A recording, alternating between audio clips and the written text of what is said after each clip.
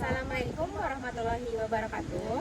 Perkenalkan, saya Dina Rahmadani dengan NIM 2301608 dari Prodi Pendidikan Bahasa dan Sastra Indonesia. Saya Hairunisa dengan NIM 2301624 dari Prodi Pendidikan Bahasa dan Sastra Indonesia. Tugas pengantar kewirausahaan. Assalamualaikum warahmatullahi wabarakatuh. Perkenalkan, nama saya Nila Safitri dengan NIM 2301628 dari Prodi Pendidikan Bahasa dan Sastra Indonesia. Perkenalkan, saya Arma Fizah dengan NIM 2301604 dari Prodi Pendidikan Bahasa dan Sastra Indonesia. Halo guys, jadi di sini kami mau mempelajari lebih dalam tentang usaha Goks ini. Ikutin kami terus ya.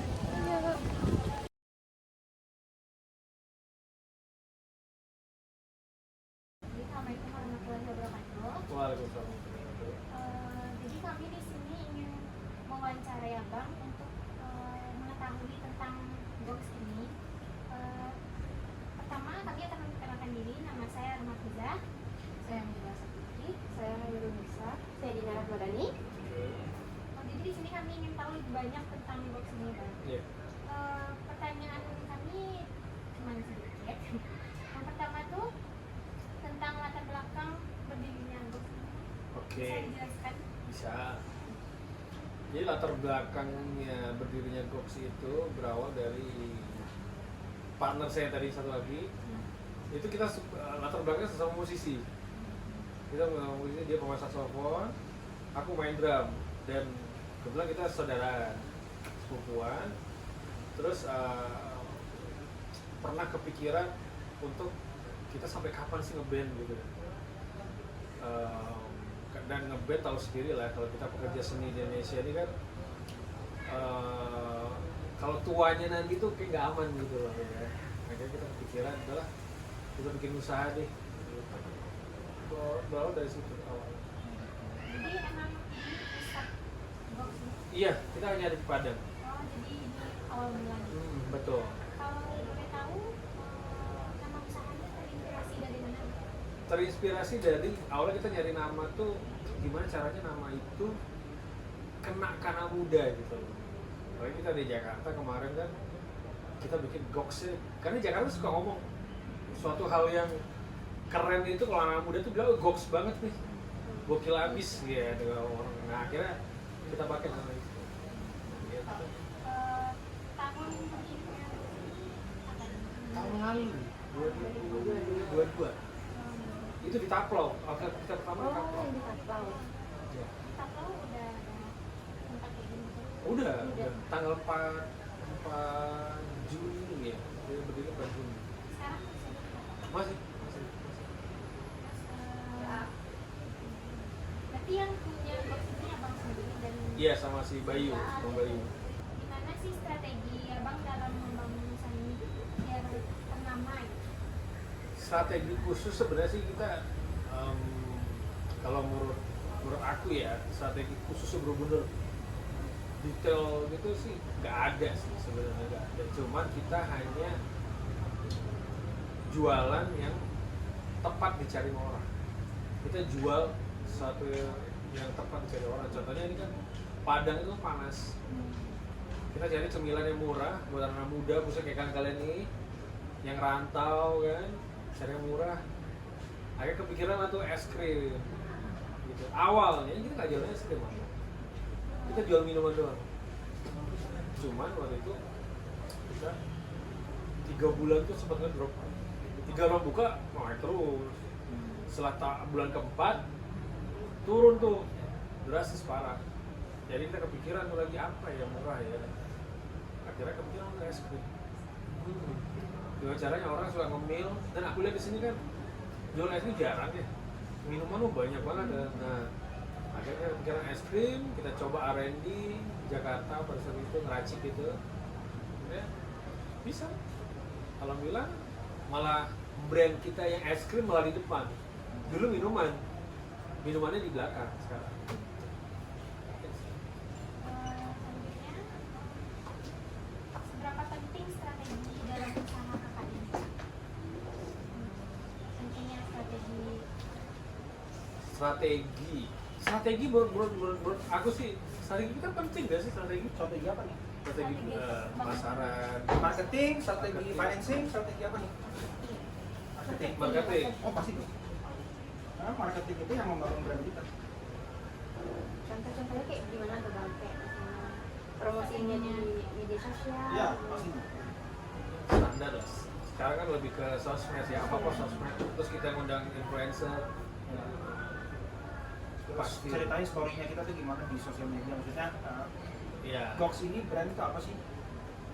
Mungkin kalau sering lihat IG kita itu lebih sering lihat orang makan es krim itu bareng-bareng teman. Nah itu kita mau menyampaikan ya bahwa kita kan tagline-nya berbagi cerita dalam masa itu berbagi cerita bareng teman-teman atau pacar atau keluarga itu dengan Gox. Keuntungan dan kerugian yang diberikan ini apa? Maksudnya gimana? Keuntungan kerugian? Keuntungan abang memberikan Gox ini, terus ada nggak kerugiannya? Wah, ada pasti ada. Kalau kerugian pasti ada. Rugi di awal-awal sih. Iya. Di beberapa bulan pertama di 4 bulan 5 bulan Iya. awal lah rugi. Itu ruginya karena Karena Brand baru ya satu brand baru belum diterima kan? Kemudian, Orang belum tahu. masih cari produk market fit. Iya. Jadi ini produknya cocok sama market, pasar di sini segala macam. Apa sih yang dicari, produk-produk apa yang dicari sama pasar dipakai, harga segala macam. Makanya kita bulan apa ya? Oktober. Nah, Oktober 2022 itu baru kita launching produk. Setelah proses macam-macam ada review dan lain-lain. Terus di situ baru naik. kalau sejauh ini udah berapa cabang yang udah Udah nah. yang cabang? 6. On the way 7. Berarti di Itu yang di Padang. Padang, kita cuma di Padang. Cuma di Padang. Baru di Padang. Itu di mana aja tuh? Pertama kita di Tapau, Iya. kedua di sini, ketiga di Gunung Panggung, keempat di belakang Bugis, kelima di Sibeba, keenam di Pasar Baru. Itu rencana mau bangun di mana? Ini lagi proses, lagi renovasi, tunggu kita. Tips dan trik membangun usaha yang maju gitu Tadi ini. dari aku. Modal nekat harus ada itu satu. Iya. Mentalnya harus siap gagal ya. Kalau nggak siap gagal berarti nggak cocok jadi pengusaha. Kemudian kalau mau mulai usaha harus tentukan dulu nih target market kita siapa, Iya. mau jualan ke siapa, harus penting tahu. Jangan asal jualan aja. Jadi seperti Gox ini kita nggak jualan untuk semua orang. Kita sudah ada orang tertentu dengan demografi tertentu yang sudah kita target. Yang anak muda kayak kalian kan? Ya, bonus ya. Kalau ada yang tua-tua itu bonus. Bonus. Jadi dengan adanya itu kita bisa nentuin produk apa yang kita mau keluarin, harganya berapa kita mau jualin. Nah, kalau nggak ada itu kita bingung biasanya. Jadi bikin produk tapi nggak jelas targetnya siapa. Kalau nggak jelas targetnya siapa, kita mau bikin marketing pun, mau bikin campaign pun, mau targetin ke siapa nggak jelas kan? Karena bikin marketing campaign untuk orang tua dan anak-anak muda beda dong. Pastinya dong kita bikin iklan aku beda. Nah itu tentunya nentuin target market segala macam. Target ya? Target market itu sih paling kan. Kalau mau terusin panjang. Lanjut. Banyak sekali. Yang penting dari semua itu jalanin dulu aja. Jangan banyak mikir. Kalau misalnya ini kayak kita lah. Awal oke, terus turun sampai anjlok tuh. Bulan September itu kita anjlok Iya. sampai harus nalangin gaji. Nalangin. Tapi ya itu harus nyari tahu nih yang salah di mana sih. Nah itu. Ya cuma anjlok stres sedih akhirnya ya iyalah bantu. Udah lo nggak usah jualan. Banyak kayak gitu itu kan? nyerah tuh biasanya. Kalau kita enggak. Bulan September itu saya masih bilang nih ke Bang Poel nih, gue yakin bisa nih, gue yakin masih bisa. Nah, kita perbaiki, cek produk apa yang masuk di Padang nih, karena Padang tuh butuh apa sih gitu. Nah itu yang kita cari. Udah ya? Makasih ya Bang Oke, ya. untuk penjelasannya yang menarik kami. Oke. Semoga ini ya, apa? Siapa Tugas yang tahu, terima ya? siapa tahu menginspirasi buat bisnis itu. Iya. Jadi itulah hasil vlog wawancara dari kelompok kami. Sekian, terima kasih. Wassalamualaikum warahmatullahi wabarakatuh. Dadah.